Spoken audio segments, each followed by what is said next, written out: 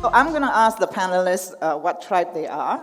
But before that, let's do the quiz, okay? So take out your phone, scan the QR code, and you can do this very quick quiz on your phone, okay? And then we're going to have some fun with it. We'll get your answers later on.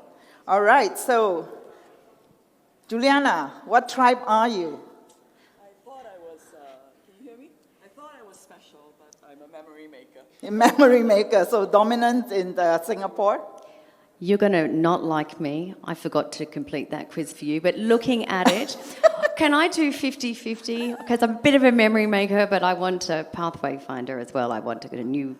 That's what you think. So, Yeah. you know, it'd be interesting. Take the quiz and then send me your answer. I will. We'll see if that's correct. Very naughty of me. And Kelvin, what are you? Can you hear me?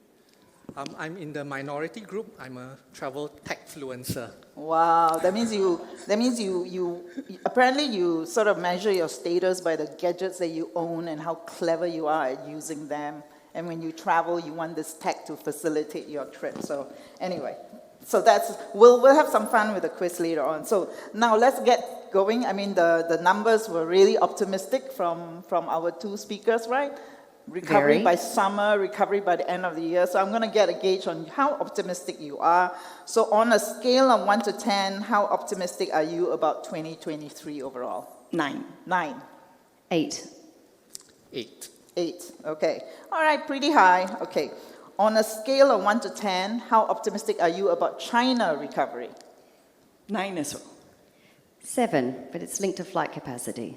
Okay. 8. 8. Okay. So pretty optimistic, everyone here. Okay. So now let's get an update on the recovery, right? And Juliana, I mean, Singapore did really well, catch up in 2022.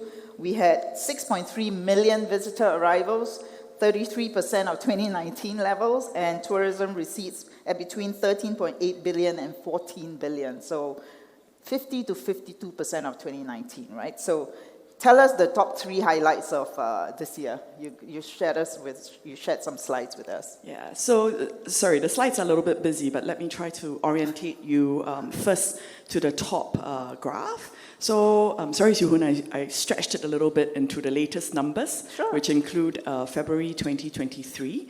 So, as you guys can see, from when April 2022, it feels so long ago, but actually it was less than a year ago, that our borders, Singapore's borders opened. And I think one of the key highlights for me is really that the momentum of the recovery has continued to keep up. And in particular, as I know all of us in the room would know, this is in the context for Singapore of high airfares, high hotel rates, and a very, very strong Singapore dollar.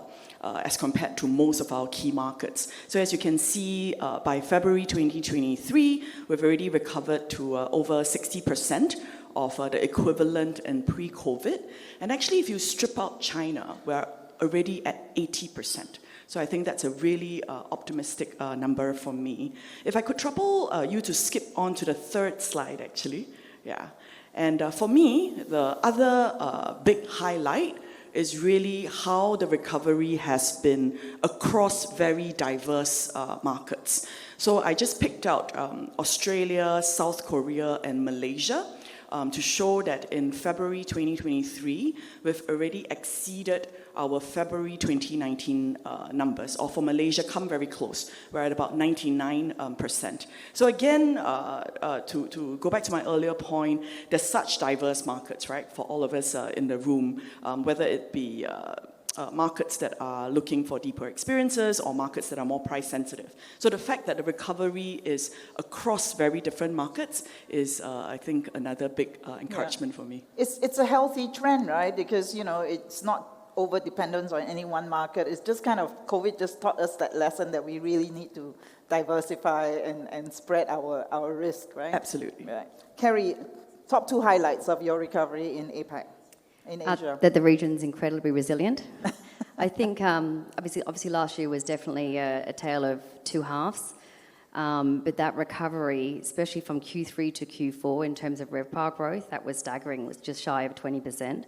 So for the whole Southeast Asia, Japan, South Korea region, and if you consider that neither Japan or South Korea had actually really recovered, The Q4 for us was only 4% behind 2019. So you have to take stock of that, sit back and go, wow, Asia is still a very hot market.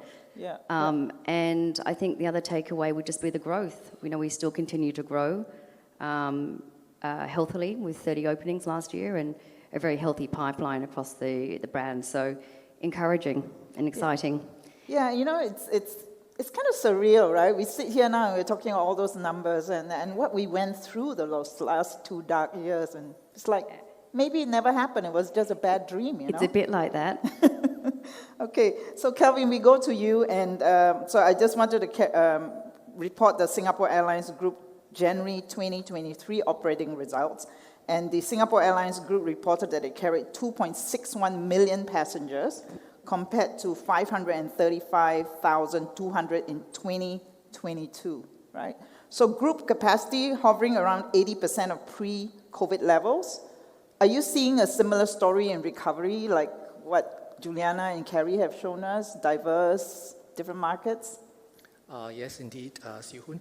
I think the 2 key highlights for Scoot in 2022 in our recovery story would be, firstly, I think we were very quick to reinstate capacity in response to regulatory changes, in response to customer expectations and demand. In fact, Scoot, together with Singapore Airlines, we were amongst the first off the blocks to reinstate capacity last year, and in most cases, even ahead of demand, to ensure that we were in a strong position to capture any upswing in demand as soon as border restrictions were lifted. And we saw how this strategic and intentional decision that we made put us in a good position. And in the last 2 quarters, you can see from our strong loads and our strong operating results that it has clearly paid off. So beyond just resuming the routes that we were operating pre-COVID, we also launched several new routes last year. For example, to Miri in Sarawak, Malaysia, to Jeju in South Korea, non-stop flights to Tokyo and Seoul, and even some of the routes that were previously operated by Silk Air, for example, Lombok and Yogyakarta in Indonesia. So as of December last year, we had restored over 80% of our pre-pandemic capacity, and presently we offer bookings to 65 destinations across 15 countries and territories compared to 68 dots on the map pre-COVID.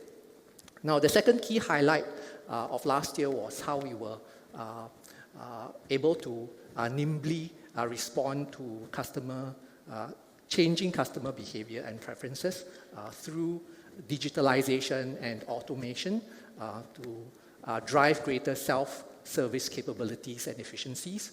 For example, by automating our refund process, we were also able to strengthen our survey ecosystem by adding more survey touchpoints to gather customer feedback and insight. We also launched a live chat function as an extension of our chatbot, and also strengthened operational resilience through dual contact center operations.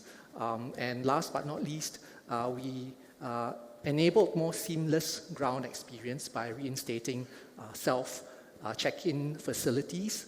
For example, as soon as COVID vac certs and COVID test results were progressively being phased out. So I think that were the 2 key highlights of 2022 for Scoot. Yeah, I mean, having just flown with Scoot from Kuching last week, I can attest that you're definitely asking a lot of surveys,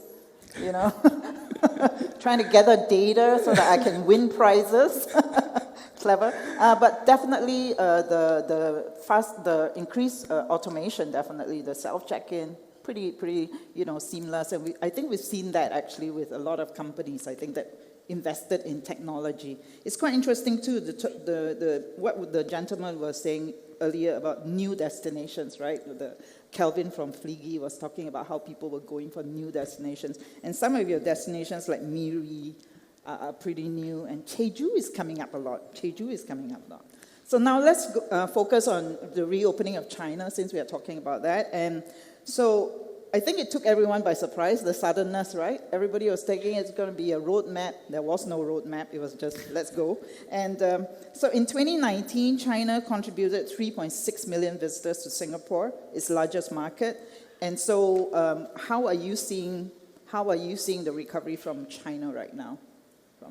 Well, actually, I just, not planned with this panel, but I just arrived back from China yesterday. Oh, I just okay. came back from Chengdu because the Singapore Tourism Board really wanted to make sure that we were one of the first NTOs in to get our Singapore stakeholders and our Chinese stakeholders to be able to restart all the interactions and then to start receiving visitors. We've seen good recovery, I think, in the past couple of months.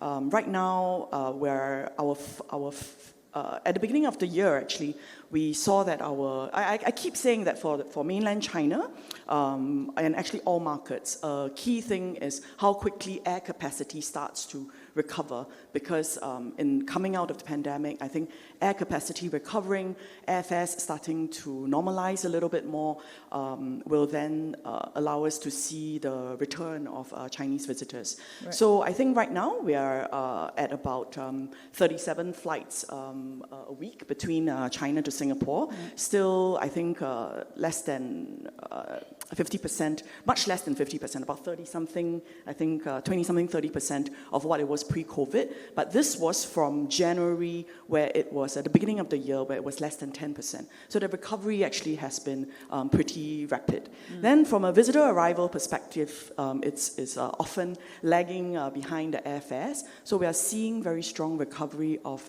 business travelers, VFRs. Again, a trend that is very much like the other markets that was opening, and we're trending at about, I think, 10% of pre-COVID visitor arrival numbers. But the forward-looking numbers are looking good, so we are staying optimistic. Good. Well, you gave a 9, right? So, so Kevin, the point just now you said you were back to 80% of capacity pre-pandemic, right? What about for airfares? How about for, airfares are so high, so are you over your pre-pandemic level in terms of revenues, prices?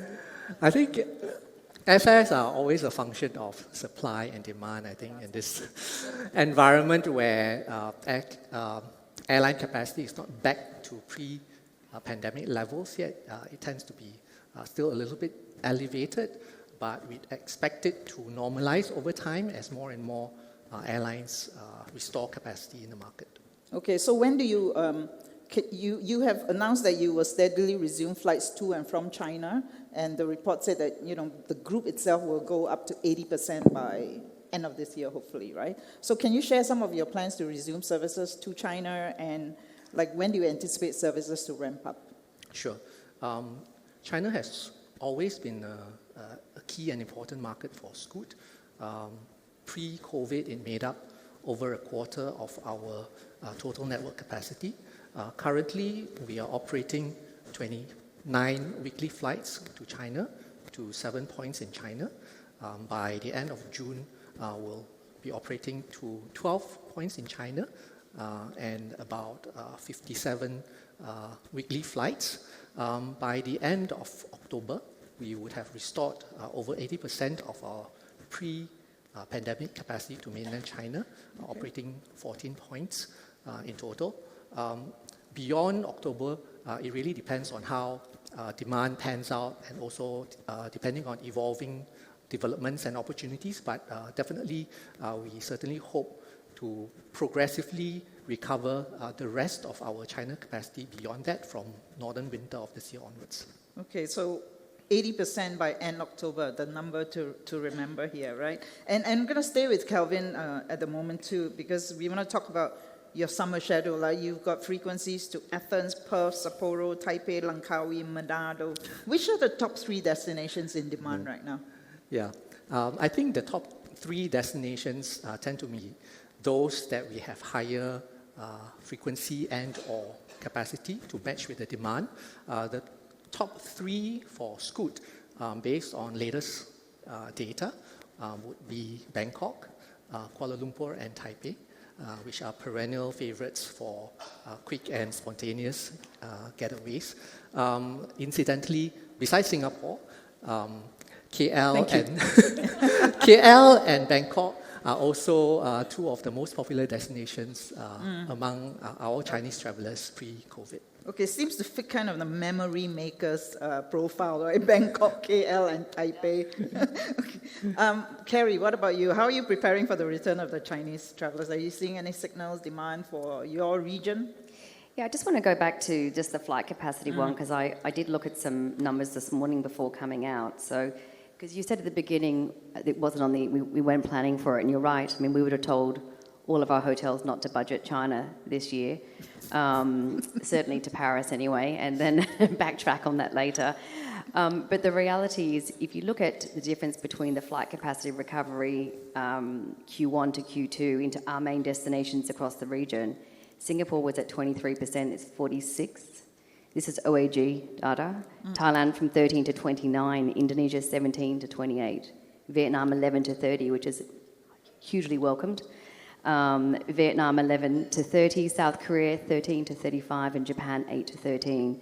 So I think, you know, we sit around and look at that data and try to sort of think what would that recovery look like to the end of the year. So I don't know, unless they can really mobilize planes, I'm still saying 65%, 70%, which would still be amazing, right? But and a huge impact on hotel performance. But for us, before back in 2019, we had launched a program. My pronunciation will be terrible, and I apologize. Hoke, which is welcome, and was really focused on making sure that we improved the customer experience in the hotel. Language, meals, cultural-based training, anything we could do to really drive that guest experience. So we're refocusing on that now, fast. And of course, you know, we've had long-term partnerships with my good friends that were on the previous panel, both with Alibaba and Ctrip in China, and they remain huge partners for us, both in the domestic market, and then of course how we continue to work with them from driving our outbound. Another thing that sort of happened, it wasn't because of COVID, but I think because of the nature of both the e-commerce environment in China and how fast tech moves, we have a digital factory which is usually based in Paris, and it was way too slow for China. So we put a micro team in China, and they've been able to do a lot more to make sure that we can play in China in a better way. So over COVID, we've launched our WeChat mini app. So you can make bookings within that for our hotels in China, and looking at how we extend that out. And also reconfigured, I guess, and relaunched a loyalty program, which is far more appealing. Probably got far more instant gratification loaded into the program, and it's really designed to meet the needs of the Chinese consumer. And working really closely with the team on the ground in China. We definitely can't do it all from here. So I have a colleague, Ken Wong, who would have loved to have been here next time. And we're working very closely with them on what social media platforms to use, where to push our campaigns, and we'll come back to that later. Right. So really could take some good localization lessons from Trip.com for sure, right? For China. All of Asia, actually. So may I just add sure. one point from... I neglected to mention that even though the Chinese visitor arrival recovery into Singapore is at about 10 to 11%, but I think what's really encouraging for us, even though our tourism receipts data isn't out yet, but what we are hearing and observing is that the length of stay and the spend of the Chinese visitors is even stronger than pre-COVID, even as things are early, but we are we think that the numbers will show that the tourism receipts recovery is even higher, which I think is fully in line with Singapore Tourism Board's quality tourism strategy. Right. Hoon, do you mind if I just say one more thing? Sure, why not? I'll just kind of step out only of the because picture. only because I know you're so passionate about this, and Charlene from my team would really be mad at me if I didn't share it. But we're also, so the next time we chat, we can come back to you, but Charlene is partnering with the marketing, the digital team students at ESSEC, and they're doing a piece of work for us at the moment on how to really attract Gen Z back So when they've finished their project, Absolutely. we'll share it with you. Absolutely. We need to get Gen Z as excited about travel. That's right. As we are, right? So it seems to me like some of the trends that we're seeing out of China that we are anticipating are very similar to the trends that we saw out of Southeast Asia when we first recovered as well, right? So Juliana, I mean, and Kelvin, maybe you want to answer that too. Is like you said that Singapore will play well into two emerging trends, and I think Chai said that earlier too about smaller groups, smaller group travel with customized itineraries, and then the quest for deeper experiences, right? So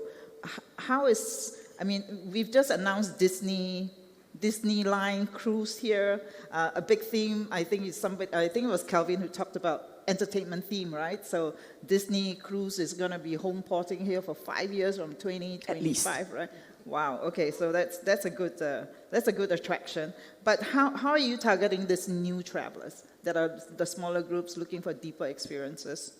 So I think first of all is really on the marketing front, right? We need to, I think throughout COVID, this is a theme we've spoken about before. Throughout COVID, I think our Singapore tourism stakeholders had to dig deep to cater to the Singaporean customer. And I think there were lots of new products and new experiences that were rolled out. And so I think the Destination Singapore is just full of new products and experiences that we can introduce to visitors. And so for the Chinese visitor who hasn't been able to come back for a few years, we need to find every marketing opportunity to tell them about that. So just to cite a couple of partners that we've been working with to bring across those that information. So we have a very close partnership with Trip throughout 2022. And last year we did a live streaming to bring across some of these new products. And just to highlight two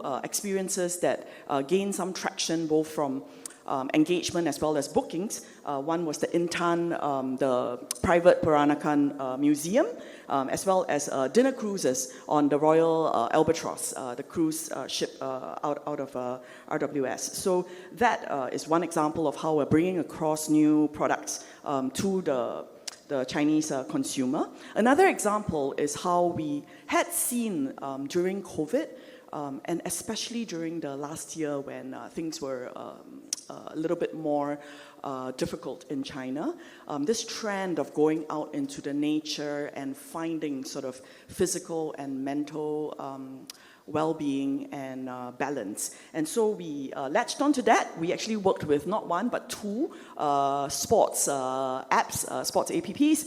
One is called Keep and one is called Joy Run. And through our partnerships with them, we actually brought across all our beautiful nature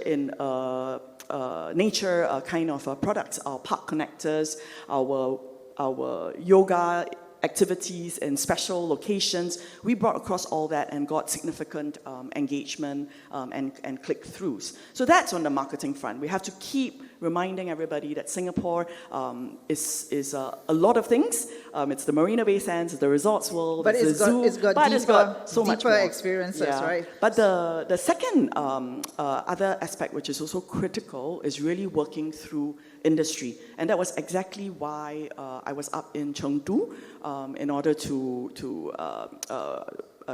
be at our leisure trade conference. And our leisure trade conference actually brought up over 50 Singapore stakeholders across the whole spectrum, many DMCs, hotels, as well as attractions. And perhaps even more importantly, we had over 120 Chinese trade partners who flew in from all over China in order to attend this conference. And through this 3-day conference, we really shared with them all the updates that are coming out from Singapore, and there's already quite a lot of excitement. I think one, 一个已经擦出火花, sorry, I'm still switching from Mandarin. One that has already had some traction is one of our DMCs is introducing Peranakan food paired with champagne. Actually paired with grower champagne. And we got a lot of good response at the conference itself because Peranakan culture is quite popular now in China, as well as sort of this You're making interest me hungry. in... Okay, I'll stop. Yeah, you're just being very nice and saying that's too long an answer. But in short, marketing and working through partners. Okay, all right. And Kelvin, Does Scoot work with Pelago at all in terms of driving the need for experiences, tours and activities, as Trip is also going into tours and activities? We do, not just with Pelago, but with other attractions and activities providers as well, such as Klook. Okay, so we've talked about outbound. How about inbound? Just briefly, are you seeing any signals inbound travel to China? It's not massive inbound at the moment. Kelvin? I think it's still early days yet, and there are still some uncertainties. But we are seeing encouraging demand into China, despite currently being largely limited to just business travel as well as to returning Chinese and residents because of the visa requirements. But we have learned from our past experience from the other markets in the region reopening that demand can come back very quickly as soon as the remaining constraints and hurdles are lifted. Right. So now let's talk distribution and marketing. And we heard a lot about live streaming, and so 1 million live streamers, Can anybody be a live streamer, you think? Don't you need training to be a live streamer? Need to be engaging, that's for sure. Yeah, You need to have the content. I just can't imagine, right? So for Scoot, how are you approaching your distribution and marketing strategy to capture the Chinese customer, right? What marketing channels are you looking at? I think in the past decade, China has risen very rapidly to become one of the leading high-tech nations and also a truly mobile-first country. According to Statista, China has a mobile internet user penetration rate of close to 70% today, and that number is set to increase steadily to over 80% by the year 2027. And over the years, Scoot has been actively engaging the Chinese consumers through WeChat and Weibo, two of the largest platforms in China. And in recent times, similar to Accor, we have also launched a mini program within WeChat itself to cater to the consumption habits of Chinese consumers more effectively. The WeChat mini program is a one-stop shop for our customers to make flight bookings, to manage their flight bookings, and to browse content on our official WeChat account, and also to interact with our chatbot as well as live agent through the platform itself. So all this is part of our continuous efforts to build a strong digital ecosystem to fulfill the varied needs of our customers. And we continue to keep up with trends, with changing consumer behavior, and to strengthen our engagement with our customers across the different touch points. Are you going to try live streaming? Have you tried live streaming? Can you imagine Kelvin doing live streaming in China? And Kerry, you also talked about your WeChat mini app and a micro team in China now. And what is the most effective channel for you? I mean, I think there's a couple of things. We're sort of leaning into more of the word of mouth because it's a trend in China at the moment, and sort of the way that the Chinese consumer is searching has also changed to move away from perhaps the normal verticals and using, and again, the pronunciation. It's Little Red Book in English, but Sao Hong Chu, I think, and Doyen. So both of those, we're working quite closely with our China team to sort of see how do we curate our content and our experiences through those social media platforms and gain more traction, especially when people are looking for experiences or trying to find that next destination, depending on where they fit in the type of tribe they belong to. Price and value still remains important up there, and it's less about shopping and more about those destinations and unique experiences. So really playing into those new media channels. And again, we have strong partnerships already in place, and we'll continue with those strong partnerships to continue to drive that. But definitely reconnecting with our team in China a lot more frequently. Are you playing up more the mental well-being part? Because, our friends in China, I mean, we went through a tough time, but I think they had it tougher. And so I'm wondering if you're, playing up to that mental well-being I think you'll start to see that in the campaigns, the type of destinations we push, the type of images that we use, definitely. Okay. So, Juliana, you are doing initiatives. You have a partnership with Trip.com as well, and, beyond China to Southeast Asia. You also have a partnership with Li Ning, right, the sporting brand, right? So what results do you expect from this partnerships? Like, do you have KPIs and say, are they delivering for you? Yeah, absolutely. Being part of the Singapore government, of course we have KPIs. but jokes aside, I think really through all these partnerships, and Trip has been really a wonderful partner, but I should give a mention to Fliggy as well. Fliggy has been a good partner, and also Li-Ning is just one of the many different sort of consumer brands which we partner in order to reach out to our target audience in China and tell them about Singapore in a different way. So really in terms of what we're looking for in terms of results, I think not very different from everybody else here. We're really looking at impressions reach, as well as engagement, because you can reach so many people, but are you engaging them? And then finally, if the platform or the partner is appropriate, whether there are conversions or whether there are sales. So I can share that for a Trip, for example, we exceeded both our marketing and our booking KPIs by 50%. And so that was a real encouragement. And this Maybe was you not set just it too low. Maybe you set it too low. we have a very rigorous process to make sure that at the point of setting it's reasonable. So I think we're really delighted that the results were very good, and it was both in China as well as in the 6 other markets where we had expanded our partnerships to. And then with Li-Ning, actually the reason why we went after Li-Ning, because some of you might be like, why Li-Ning?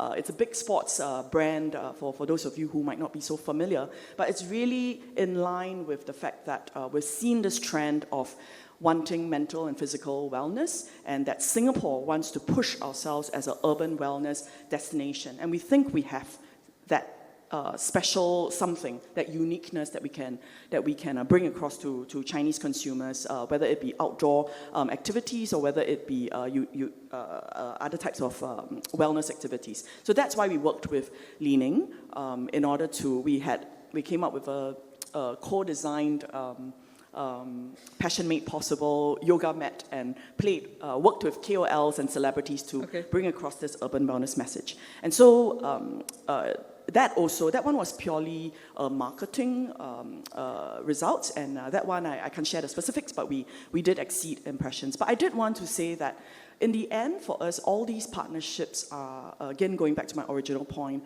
about finding new channels and bringing across Singapore in a different way. So another example I have is actually last year, we also partnered with NetEase Lofter. And let me make sure I get this right. It's an interest-based blogging social app, where for the first time we introduced digital art collectibles. So really riding on this trend of NFTs and metaverses, we actually introduced digital art collectibles with a Singapore theme and got extremely high 24 million impressions and over 400,000 Singapore dollars worth of international media value. So that's another example of how through the partnerships we're trying to engage and with, for example, Gen Z, to bring across new things about Singapore. And just as a final teaser, Yeoh's like, there's no more time, but just one line, which is look out for another partnership that's coming up, which is in the metaverse space with Tencent QQ.